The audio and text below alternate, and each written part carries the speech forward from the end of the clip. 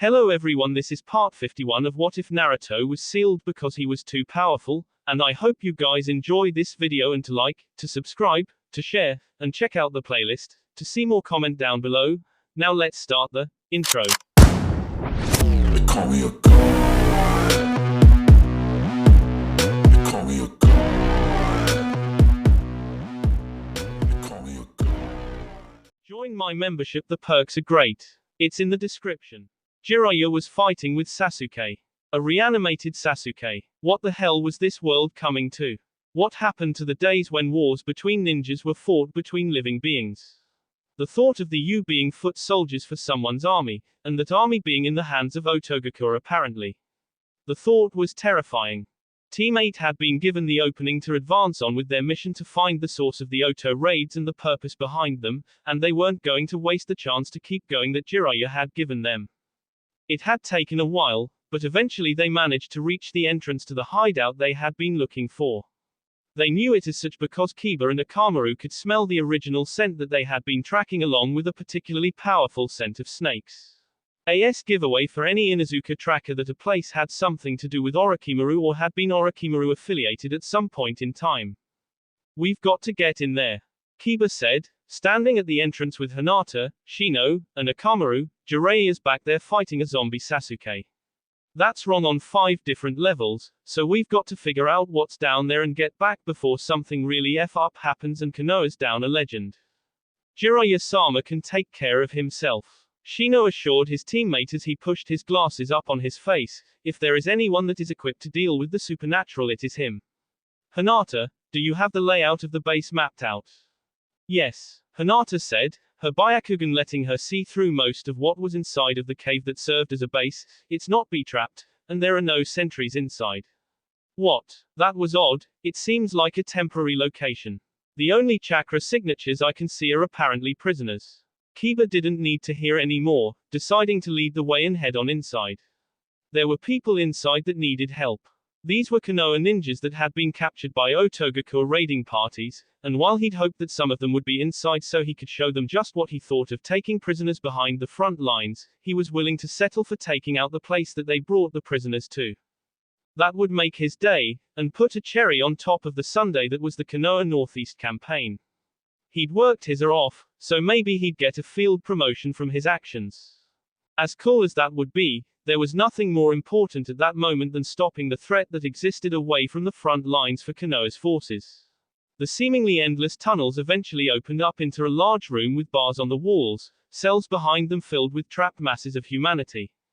Everyone being held prisoner was shackled, usually in trios, and seemed to have been heavily injured in their captures due to the lack of treatment that many had seemed to have gotten. Some parts of the trios chained together were chain gangs sometimes had 1 or 2 of the 3 members chained together no longer amongst the living. No one there seemed to have been interrogated though, but every last one of them seemed completely terrified of being in their current position for some reason. Kiba reached for the bars but got a nasty shock for his trouble. Ow. Damn it, he complained as he shook his jolted hand out. How do we get these guys out? It's not a seal doing this. I think it's a generator. We need to find it, even if it will take some time, Shino said, analyzing the prisons. Even though he was very level-headed on the surface, his hive of insects were buzzing internally along with his temper at seeing living beings subjected intentionally to such conditions. He sorely wished for the dark soul that had masterminded this to pay dearly for it. For one of them there was something else wrong with the situation. While there were plenty of people there, numbering past the 50s, there had been more reported as taken. Many more. Kiba hadn't smelled enough while they had been going through it for all of those people to have been and capturing all of those people just to K them seemed like a complete waste. Hinata couldn't see any other place in the entire base that held prisoners. What they were seeing before them was it. So what the hell had happened to the others? Apparently being wasn't important enough for the cells to be cleared of people, so what was going on? More ninjas from Konoha. So you've just decided to come be a part of my experiments instead of me having to send out underlings to capture you. How thoughtful. I don't know if my jutsu will work on a dog however. The voice was so smooth, so confident, so smarmy and sure of himself, mocking content of the words aside. And he was the origin of the snake smell from the perspective of Kiba and Akamaru. Just upon hearing his voice, many of the prisoners backed away as close to the wall as they could to keep away, even though they were behind bars. It was a pale white man underneath a dark red cloak that concealed his entire body from view. His head was covered in a hood with snake's eyes on it, but underneath his skin seemed to have a scaly sort of consistency to it. What are you? Hinata asked, taking a step back after she got a good look at him with her all-seeing eyes. Underneath the robe there were two snakes wrapped around his waist that were apparently a part of his body, and there were so many different sources of DNA spliced into his physical makeup that it was hard to tell what was an actual part of him, what kind of person would do that to their body, and why. I'm so upset that someone as beautiful as yourself doesn't remember me, Hyuga-san, even though we only met a handful of times years ago. The grotesque young man said, feigning despair, although I guess that was the point. I never really wanted to leave an impression until I was on my way out of that village of yours. Shino stared closely at the man until he got a great glimpse underneath the hood of the cloak and saw a very particular set of glasses on his face. While glasses by themselves weren't very particular, something about this man made them stand out as if they were a trademark. As a matter of fact, in the bingo book that was something to look out for when searching for this person in particular, Kabuto Yakushi.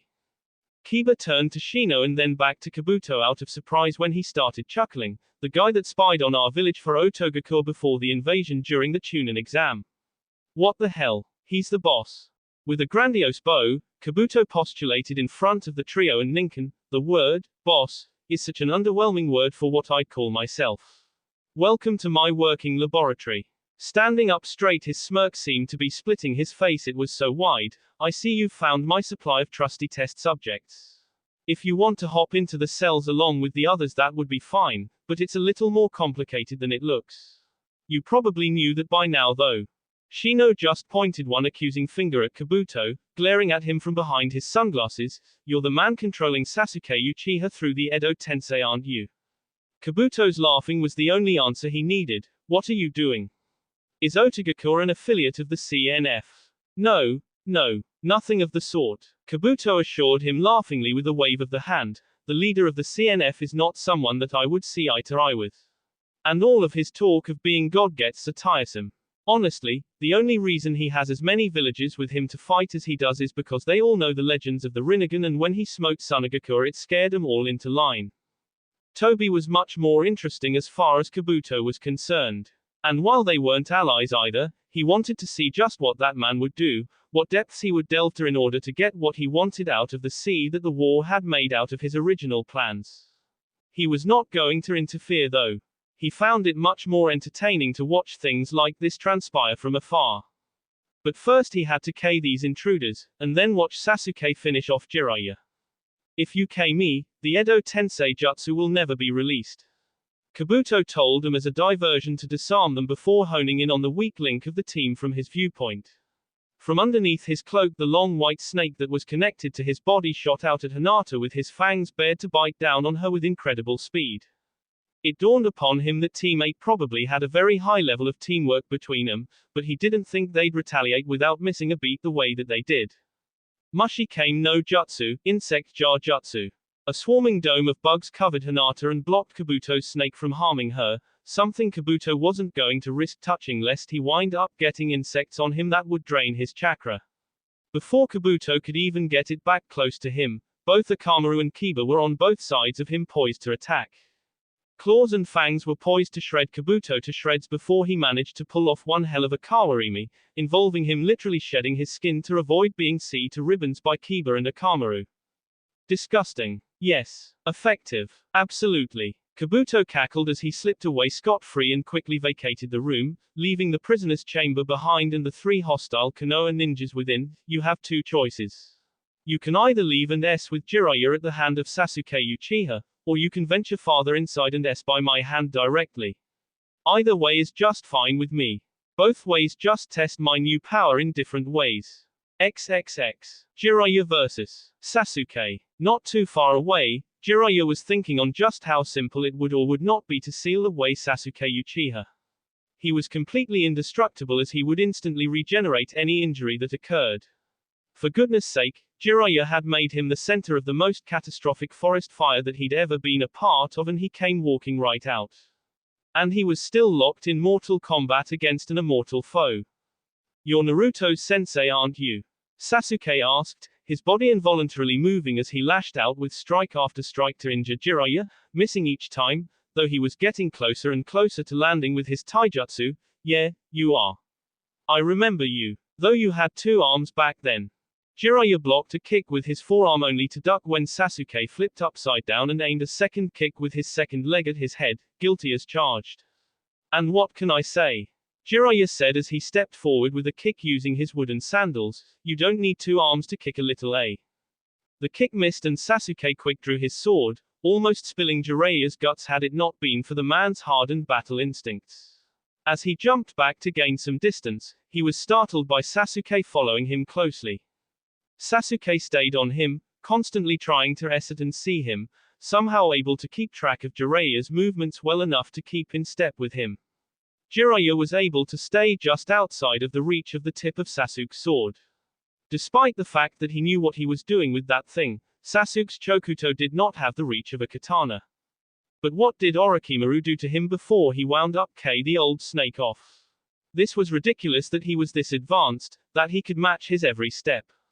His timing was every time Jiraiya's foot touched the ground, Sasuke's touched along with it less than 3 feet away. He couldn't advance any closer, but that wasn't due to any sort of fear of reprisal from Jiraiya. He had already learned that there was no jutsu Jiraiya could use on him that would him, so he could be as tactically reckless as he wanted to be in order to land a blow that would debilitate the legend. They had to have moved a complete 2 miles through the woods, consisting entirely of the movements Jiraiya dodging Sasuke's sword attacks entirely. Eventually the 2 of them moved outside of the forest and into a terrace of rice paddies that had been recently abandoned due to the war just in case. It was here that Jiraiya managed to gain the distance that he so desired. Despite what he had said earlier, a one-armed man in an kicking contest was at a disadvantage, and it wasn't like his opponent was unarmed or bad at taijutsu in the least. "So I'm assuming that you're a bit sore at me for being the guy that trained the guy that KU." Jiraiya commented, eyes directed on Sasuke's torso and legs instead of his eyes. "Well, let me just say that I didn't train him for that.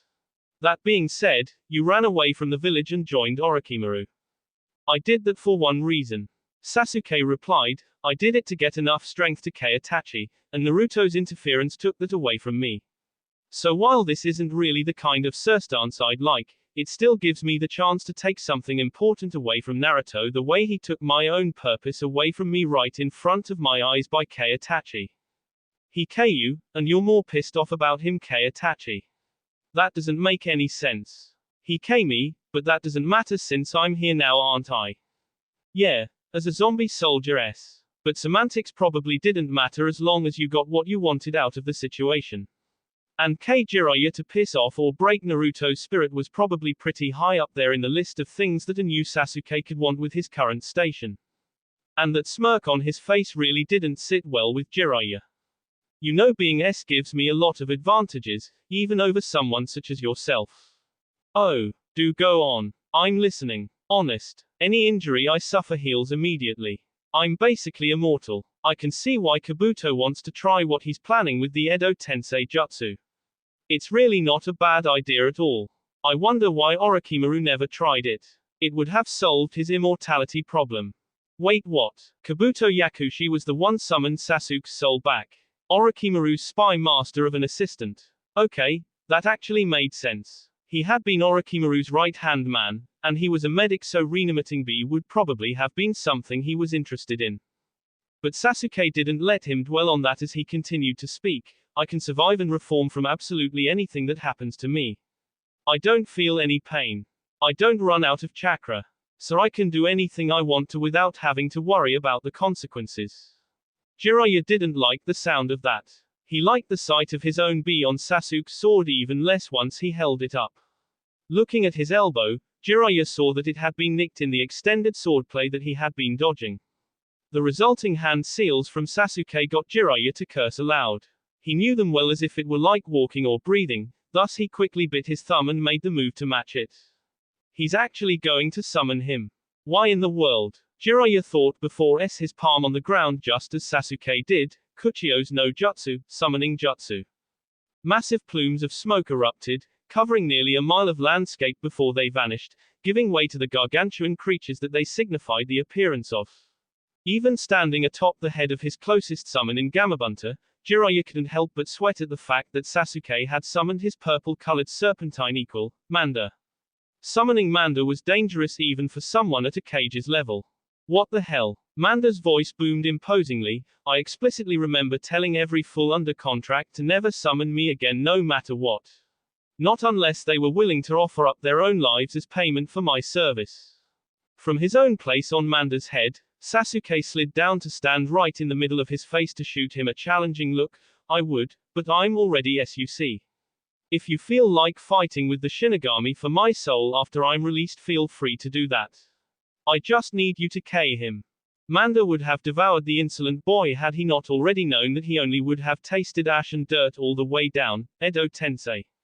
That accursed jutsu. By then he had looked at Sasuke for long enough that ample eye contact was made to sway his opinion on fighting a battle. Assure me that this time I'll have the opportunity to finish off that wart-covered giant toadstool.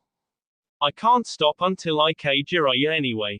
Sasuke said, and apparently that was all Manda needed to lunge quickly at Gamabunta and Jiraiya.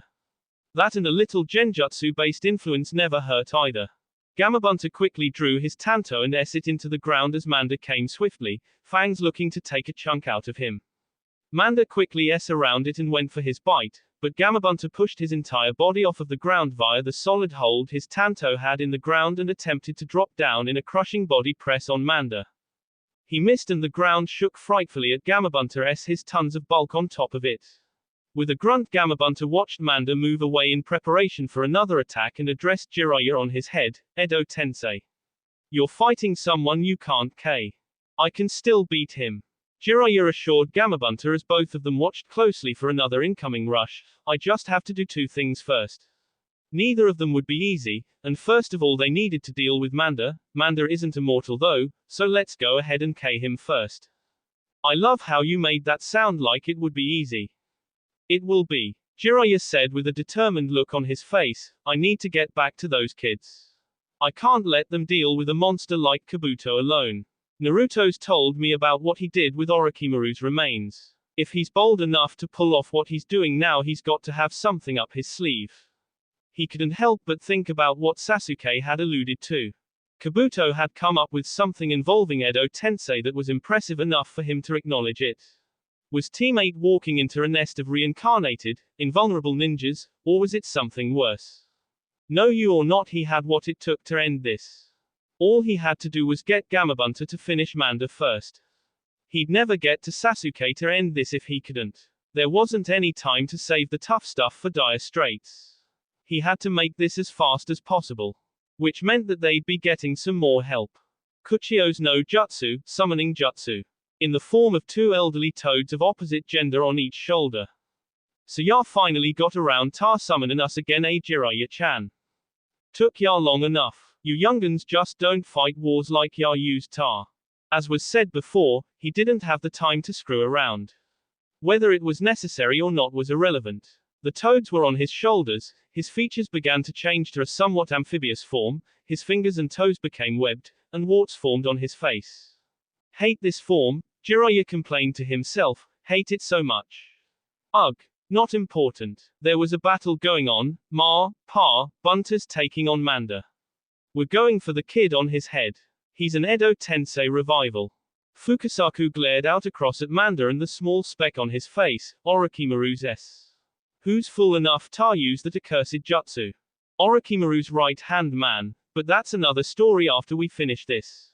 It's still important though. They couldn't K him, so they had to get creative with how they stopped him. We've got to subdue him.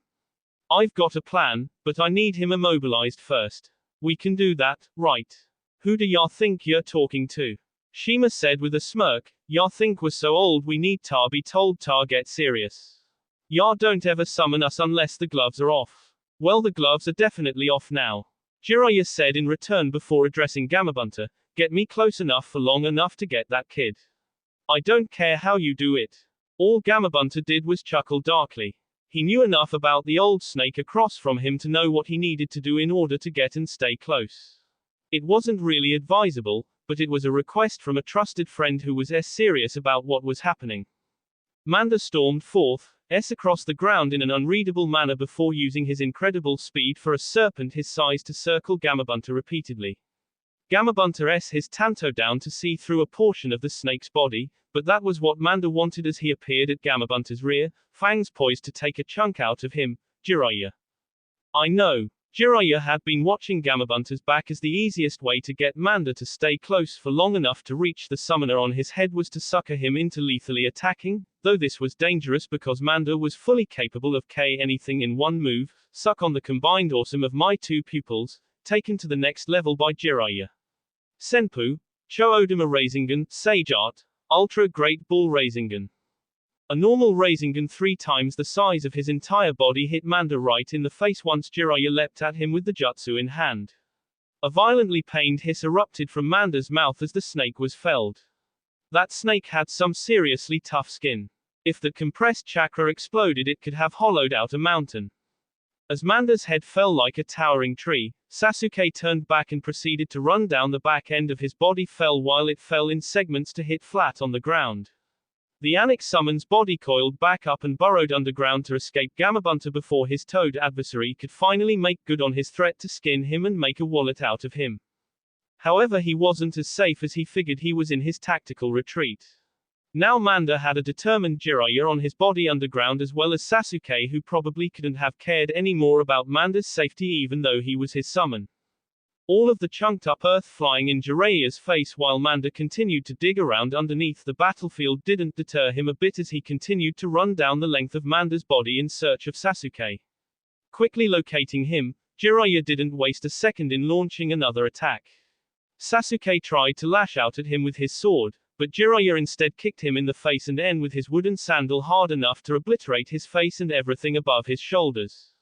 As he expected though, the mishmash of dust and ash reformed flawlessly in the appearance of Sasuke's face. The kick hadn't been to try and injure Sasuke though. It was all meant to get him away from Manda so that he could initiate the next phase of his plan. And this was the picture-perfect location for it. Seriously, Jiraiya couldn't have manufactured a better setting for what he needed to get done. Landing on his feet, Sasuke stared impassively at Jiraiya as if it didn't matter that the theater of the battle had changed from the fresh outdoors to the interior of a hastily made tunnel created by a giant snake. I guess I've solved the mystery people have been the answer to for years. A one-armed, handicapped Jiraiya is stronger than a bedridden, sickly Orochimaru. Congratulations. Well, thank you. Some brat's sarcasm wasn't going to get to Jiraiya. He'd lived through the times where half of the trash talk that ninjas these days used was invented. He was in control whether Sasuke knew it or not, invulnerable to fatal injury or not. He'd heard about Sasuke's techniques from Naruto when he talked about the three-way battle he'd fought against the Uchiha brothers, and he knew full well that he'd managed to see off Sasuke's coup de grace that had blown up an entire fortress in a flash. He would not be forming the clouds for Kirin underground. Sasuke would not let Jiraiya even begin to make more hand seals, however. Not before he did anyway. Kaiten, Gyuuka no Jutsu, Fire Release, Great Dragon Fire Jutsu. Sasuke fired a massive dragon's head of fire from his mouth right at Jiraiya, who had no room to dodge inside of the tunnel.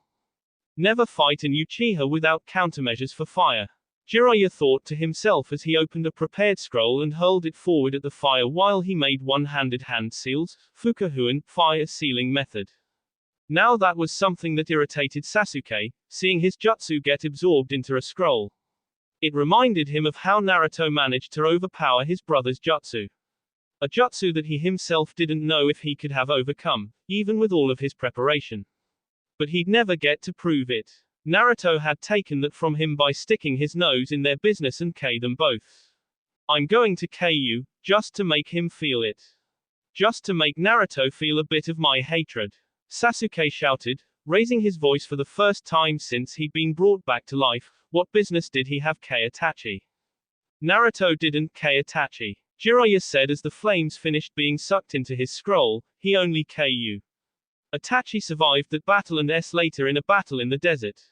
That was where they found his partner, so they assumed he had somehow there too.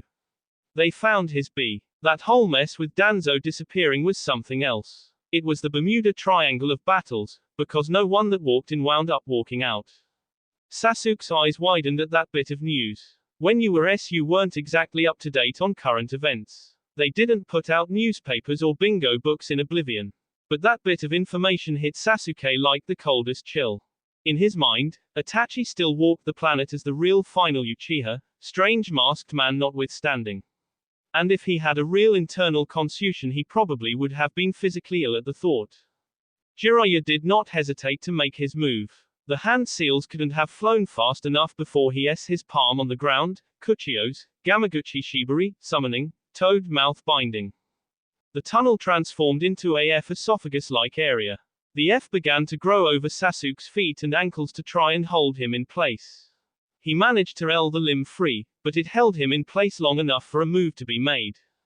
On Jiraiya's shoulder, Shima formed the ram seal and her tongue began to grow larger, expanding from her mouth with a carnivorous face on it complete with sharp teeth. It flew forward and ensnared Sasuke around his body, pinning his arms to his sides. Jiraiya himself closed the distance between himself and Sasuke before s him into the wall and holding him there as the wall engulfed him and pulled him in. To Sasuke it reminded him of what happened when Orochimaru tried to take over his body. Only there was no countering this one with his Sharingan. As soon as he was engulfed to a satisfactory extent, Fukasaku pulled out a sealing tag in Jiraiya's stead since the man himself had been using his only hand to hold Sasuke in place and s it on Sasuke's C before it was fully covered up by the F wall. I can't KU. Jiraiya said as the only thing left even slightly uncovered was Sasuke's face, so until I find an actual way to release you you're going to sit pretty in another dimension in this toad's stomach. The only way he was getting away was if someone could get that tag off of him, and the only way to do that was to get inside of the nearly indestructible stomach of the toad that Jiraiya had summoned. On top of that, only toad summoners had control of the wall, and there were only two of them, thus only Naruto or Jiraiya could get him out. All Sasuke did was stare at Jiraiya as the rest of his face was covered up by the wall. His mouth was covered up as well, and that was that. Jiraiya couldn't have dismissed the toad mouth binding and started running out of that tunnel fast enough. Dealing with Sasuke was one thing for someone like him. Team 8 dealing with Kabuto Yakushi on their own, souped up on Orochimaru cells and who knows what else, with the power of the U at his command was something else entirely. And they were playing on his field. XXX. At sea, off the coast of Hai no Kuni. The ship manned by the Kumo shinobi transporting Naruto back to his home country so that he could return to Konoha didn't have a single person that could keep themselves from staring in awe and nigh horror at the sight of Sugetsu, the size of a damned biju and getting bigger, albeit slowly. It became abundantly clear and equally forgivable just why Kirigakure hadn't been able to get any ships to the mainland to assist with the war effort with this man patrolling the waters. Poor bastards probably never had a chance. Sir chakra attacks weren't going to work on him. That much had already been proven. Not only had Naruto already tried it himself, a few intrepid allies from the ship had tried the best shot and had failed. If we stay around here our ship's a target for collateral damage. Another ninja said, even if that guy never tries to target us on purpose at all. How much space can his jutsu cover if he's that big? What do we do? And what about Kiribi? Their attention turned to the other side of the ship and found him contesting with Juugo. I really don't think we have to worry about him. And that indeed seemed to be the case. As intimidating as Juugo seemed to be and as intense as his chakra was, it was still a matter of just who he was fighting and trying to K. Someone that no one else really needed to worry about. Honestly, for a crazy person he couldn't have picked a worse target to zero in on. A blast from the water signified another attempt of Juugo to turn Kiribi into paste that had failed. Shouldn't you be more worried about the water kid that's still getting better B? The Hachibi chided as its Jinchuriki moved backwards across the water muttering to himself. Oh just chill, we've got time to K. Kiribi said as he wished he could have out his notepad to write some lyrics. That wasn't really a good idea in the water where waves were constantly moving around. Crazier guy, no fan of my rhymes. He muttered to himself before shaking his head, no, that ain't any good. Juugo shrieked as he attacked with his full body's skin turned dark gray with multiple extensions from his special technique. Figuring that this was enough of that since he was getting absolutely no worthwhile musical inspiration out of the fight, Kirby tapped into his Bijuu's chakra cloak, engulfing himself in dark red energy with 4 tails of chakra forming that caught Juugo's limbs and held him prostrate for an attack.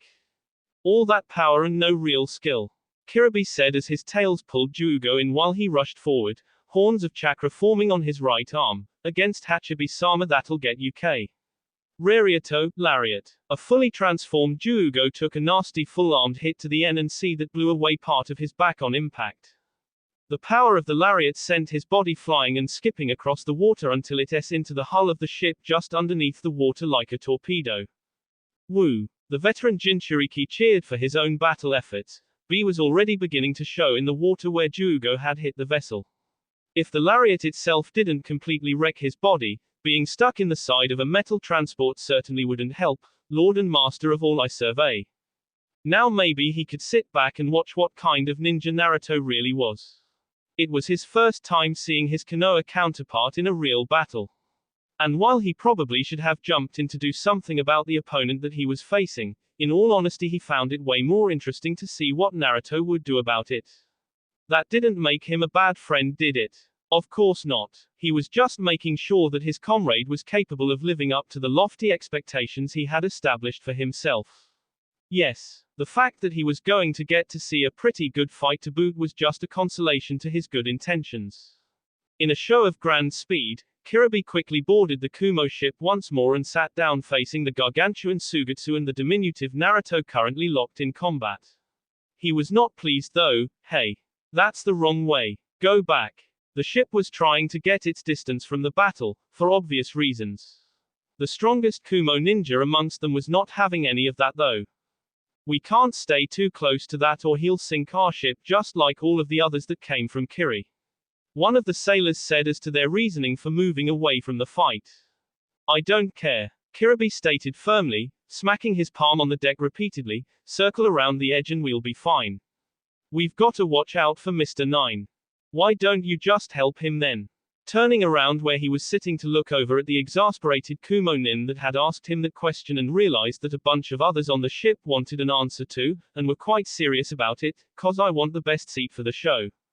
F it, the captain ninja of the ship said, palming his face as he headed back for the helm. Turn the ship around. If we s out here at least a will KB for letting it happen. XXX. While he was cursing the fact that he was fighting in such a predicament, Naruto supposed it had been a while since he'd been presented with a puzzle of a battle, and he was well overdue for one. He knew his luck wouldn't hold out forever. He hadn't been in a situation this dire in quite a while. There was at least one mystery solved though. The mystery of why Kirigakure hadn't mobilized and gotten a landing force to reach the mainland of the elemental nations yet. A lot of good water-based ninjutsu would do when you were fighting someone that could merge with it. So I can't hurt him by hitting him or see him, and I can't shock him to death or hit him with any ninjutsu because he can absorb my chakra. Naruto thought to himself and the Kyuubi as he darted out of the way of Suigetsu's Hiramekure sword. Sage mode and Sharingan was a K combination for evasiveness, I can't seal him, and Genjutsu. Ha! Any ideas? Other than what I already said about finding out what the F is happening, you idiot. I have no input to give you at the moment. Don't be at me, you nine-tailed J, because after this I will never swat flies with the same intensity ever again. What good are you doing right now? I'm the reason you're in Sage mode and can still move around at the same time. Other than that and backseat driving, what good are you doing right now? You know, Suigetsu said in a booming voice fitting of his size that disrupted Naruto and Kyuubi's conversation, I actually don't hate you at all. That's Karen's thing. And Juugo's too, since he felt that Sasuke was the only person that could keep him from losing control. But me, I was interested in all of this because you beat Sasuke and Itachi, at the same time you beat you. It was really more of a draw between me and Itachi. Naruto said as Hiramekure almost instantly transformed its shape into something else other than a giant sword, and oh my Kami, what the hell is that? A giant fly swatter. Huh, are you getting a sense of irony here too, or is that just me? There wasn't any time to yell at his chakra creature as he had to maneuver himself through one of the holes of the Hiramekure fly swatter. Once again, he had to love that evasiveness. Naruto reached into his on-hand supplies and SA special tag on the Hiramekure blade before making a ram hand seal to bind the chakra to the blade until someone took it off. So he could affect the chakra of Sugetsu's weaponry, but not Sugetsu directly.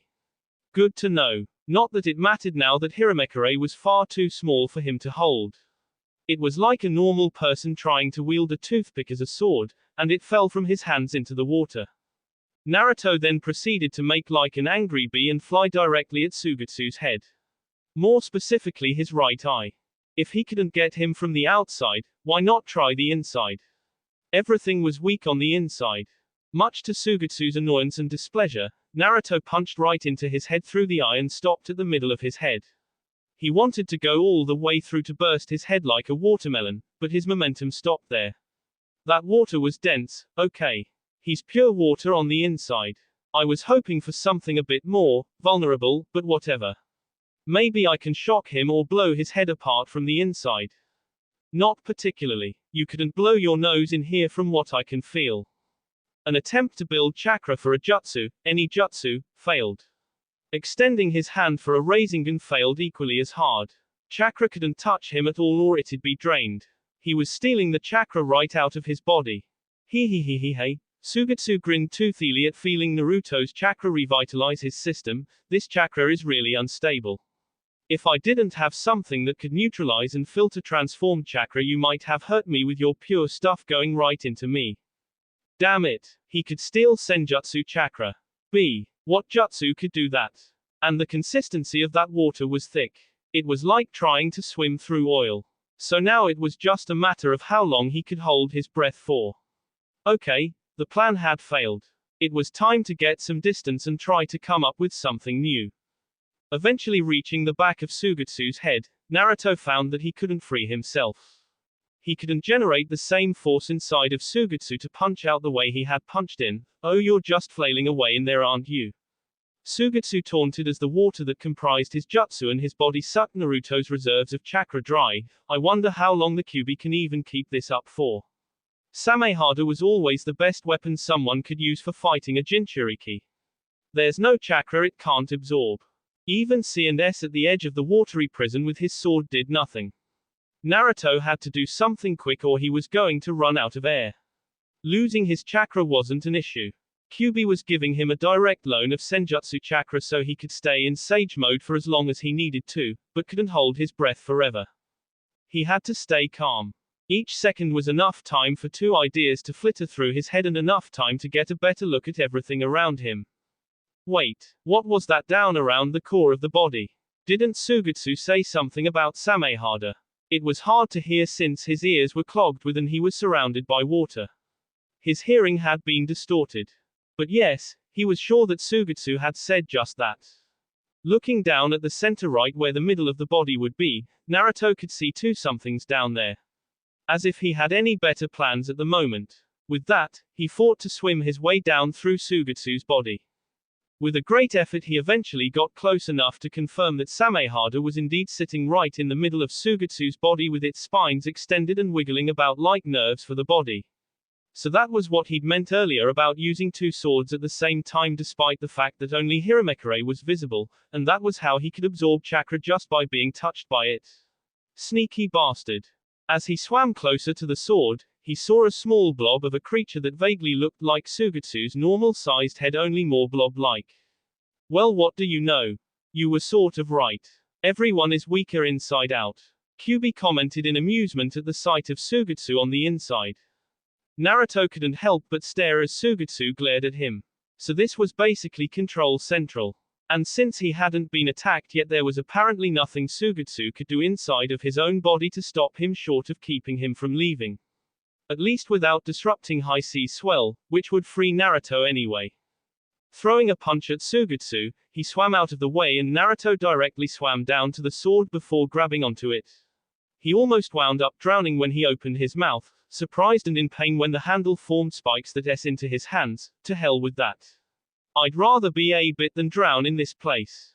With Sage Mode enhanced strength, Naruto El Samehada free from its own nerve extensions in Sugetsu's high sea swell body and it all fell apart back into the ocean like a waterfall.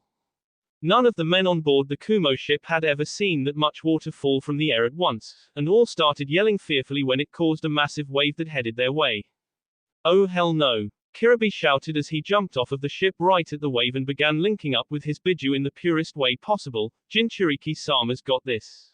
The form of Kirby changed into a massive four-horned bull with arms and a torso as well as 8 gargantuan tentacles that serves as tails.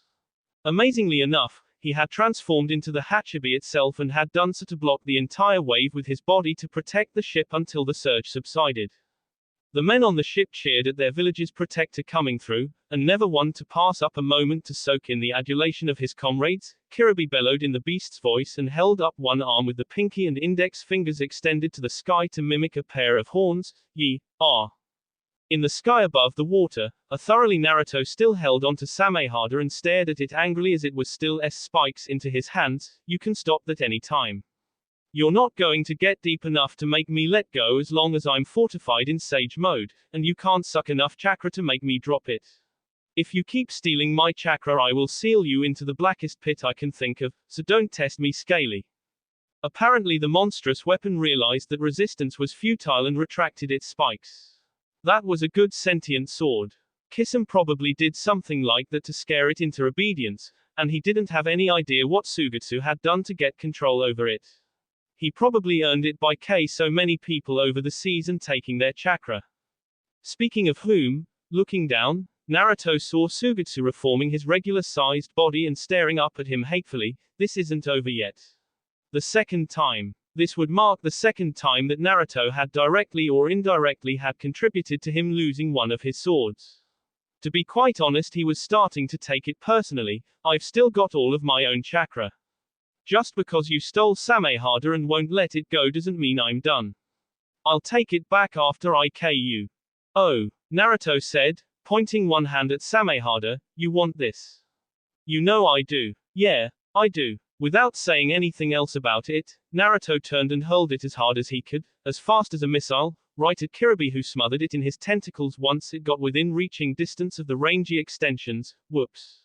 I must still have water in my ears, and my lungs, because I could have sworn you just said to hand it over to the gigantic bull octopus thing. That's it, everybody else. Sugetsu shouted, snarling up at Naruto, you're not safe up there. He started rolling through hand seals before stopping on and holding the bird seal. Suten, Daibakufu no Jutsu, water release, great waterfall jutsu. It's time to send you crying home to your mommy. My mom's S. I know. The ocean began to churn all around Sugetsu except for a safe and stable portion that he was standing on. With a resounding crash of water, the sea began to fly up at Naruto with the force of a reverse direction waterfall. I'm still in my element.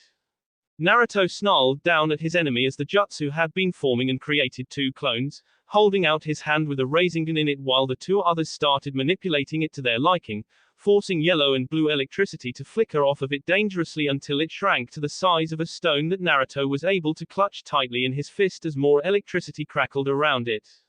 He could feel the muscles in his hand quivering and shaking intensely. If he hadn't been in Sage mode, that would have been around the time where he'd lost the feeling in the entire limb, just before losing use of it completely.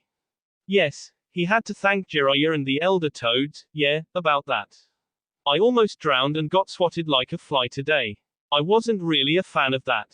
And for the last month, at least, you've been keeping ships from landing that could help us end this stupid war. So what? One of my elements is better than your element, even if you have it everywhere around you. So it's a good thing you're made of water, because I hear you get really thirsty in hell.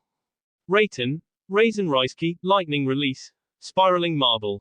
With that, Naruto let fly with the little pebble of compressed lightning chakra that violently let off uncontrollable snaps of electricity all over the air. It still didn't look that threatening to Sugetsu, who had sent his jutsu up to overpower it. That's not how my clan jutsu works. His shout in his tea as he watched the little lightning ball dissolve every last drop of water that came into contact with it and the never-ending frantic volts it kept letting off. It looked as if a large spherical path was being see through his very wave without stopping it a bit. See wasn't even the right word. It was as if the water simply vibrated into inexistence once it got close enough to be touched by the electricity. But there was no way. It didn't even look that strong. It was just a little pebble of chakra. So why could Sugetsu feel a stinging inside of him, even on the inside of his mouth? B. Get out of the water. Kirby didn't need to be told twice as he could feel a sting in the air without being anywhere near whatever jutsu Naruto was using. Biju or not, the Hachibi form had already lost a horn to a human's jutsu in the past. If he was told to get out, he wasn't going to push his luck for no reason. He transformed back to normal and landed on the deck of the Kumo ship, still holding on to Samehada as he did so. Sugetsu found he had less feeling in his body over the course of the 3 seconds that it took Naruto to shoot the jutsu and for it to reach him.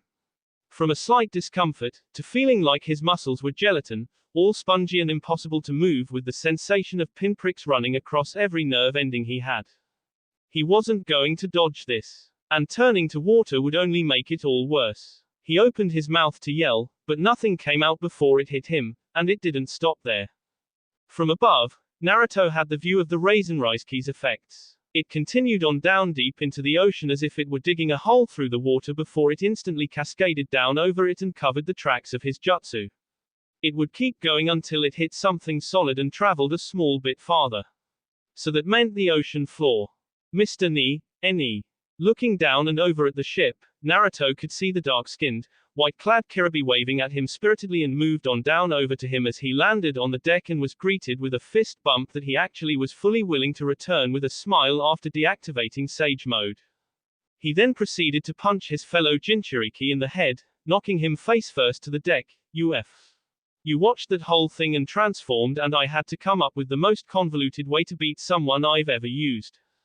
Gah. Kirby got back up rubbing his head, but other than that barely showing the effects of the tap that Naruto had given him. Mr. 9, don't be mad. You showed that watery bee who's bad. I got a ton of chakra drained and almost drowned and in his head. Naruto recalled, that's not really the coolest way to win a fight. He then noticed the bee body on the deck stuck with 8 swords. What is that? The crazy guy. Kirby explained, poking at a lifeless Juugo's body with the foot of his sandal. I thought I K him over the side, but he was trying to bide his time. Trying to get a shot when my guard was down, but a real ninja's senses are always abound. Why are you still holding Samehada? The little dude likes me.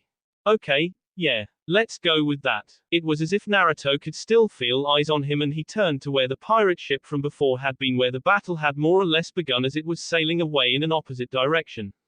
He already knew that the Karen girl was staring at him, and more specifically him if she was a censor of a high enough level to find him on the open seas. One of the Kumo nin put a hand on Naruto's shoulder. Hey, don't worry about them. That Sugetsu guy was their muscle. Without him they can't hold any kind of blockade. Let the Mizukage get a pound of F back off of them. He said with a grin, ecstatic at a naval victory like this. Kumo wasn't used to battles on the ocean, and it felt good to win one. Man, Kiri's going to owe us huge for this one, yeah. Sure, they technically lost 2 of their swords in Hiramekure and Kubakiri Bouchu, but hey, they weren't gone forever, they were just lost at sea. Maybe. And then Samehada seemed to like Kirby, but that wasn't their fault. For all intents and purposes they just saved Kirigakure from being blockaded in. They were F heroes, and when they got home the Raikage was going to give them all medals and hopefully vacations and AK from Mabui. Naruto nodded non-committally as he couldn't hear the man's thoughts while he had been thinking them. Focusing instead on his own. They're not going to get that girl though. Why not? She's not strong at all. She's just a censor. Yes, a censor that could feel anyone moving on her location half a day in advance if she really reached out for it. Karen didn't really need to be strong if she could avoid any potential battle to begin with. But that wasn't the only reason. She didn't have to be strong to know how to live for another day. Because my clan has a really bad habit of surviving things like this. If she hated him after Sasuke, what was it like now when he destroyed her entire team mean to K him, with her teammate at his strongest possible point? Either way, when the war was over, if she wanted to try her hand once again he'd be waiting. It never ended after all. Can you guys just take me to Hai no Kuni already? Naruto asked, turning away from that direction and moving off to start getting a report together in advance for his return to Konoha. They weren't far from the coast. I really just want to go home right now. As fast as he could get there. XXX. Miles away from Konohagakure no Sato, Konoha strict correctional facility. It was the most amazing thing that any of the prisoners had ever seen. It was also right up there with the most alarming and confusing. One man walked right into the prison, past all of the guards, past everyone. They simply let him in, right through the front, and left him alone as he went through the facility. The Konoha ninjas posted there to protect the place just let him pass until he could unlock all of the cells from the control room. All of this was done by one strange man in an odd mask with a spiral pattern and one eye hole. He asked for nothing in return nor gave any conditions to his releasing of them. He merely let them all go, and there was no one trying to stop them. That went well, Toby said to himself as he stood around with the prison guards around him in the control room. That went very well. It took 6 hours to replace the guards and take over this place. This should divert enough attention to empty out the rest of the village. It seems that while it's not perfect, the White Zetsu's subsuit transformation was good enough to bring this place down. Everyone released would be making their way as far from Konoha as they could, and that would cause a serious stir across the countryside that would not slip notice of the village meant to be responsible for them.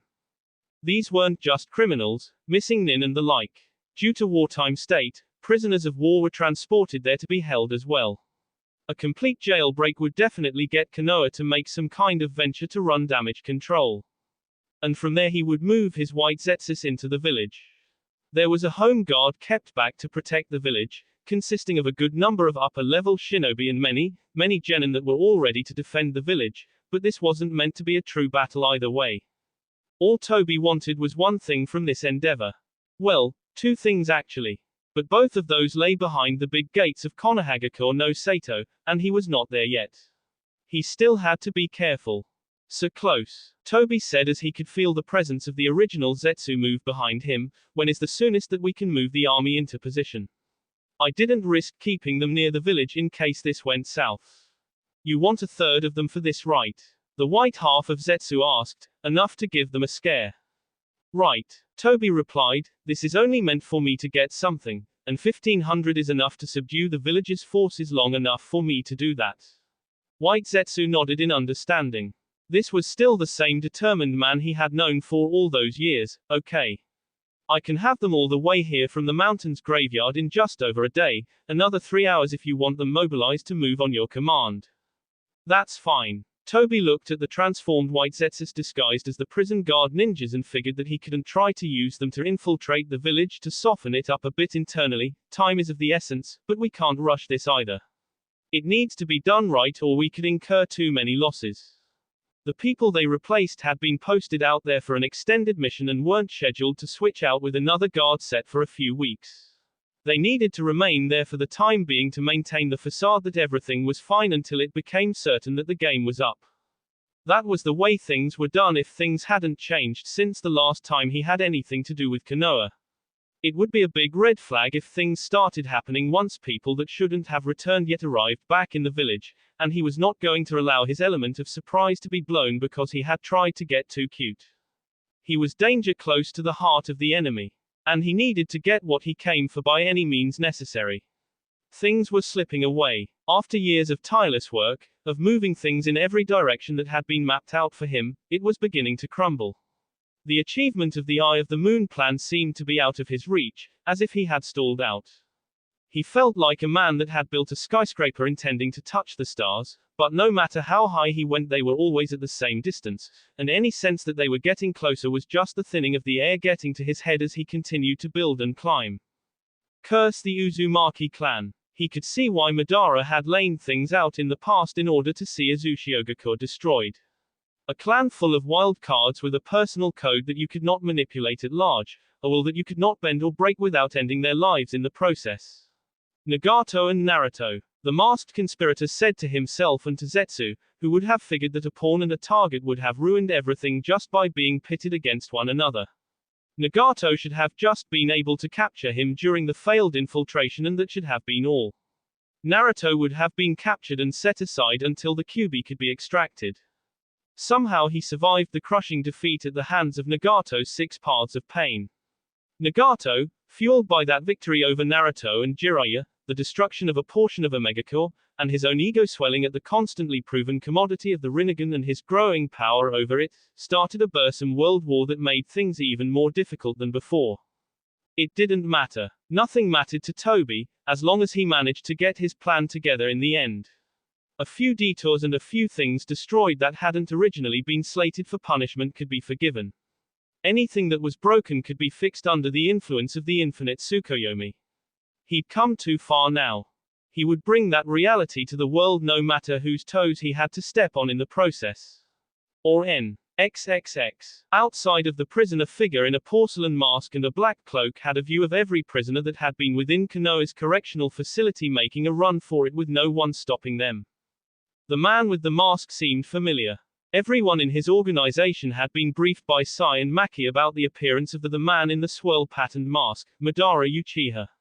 Such an enemy was a close blade to the jugular of Konoha. I need to warn Sai-sama about what could be happening, he said to himself as he quickly began moving back toward Konoha. That will be all for this video. Be sure to like, subscribe, share, and comment down below for more videos. Goodbye.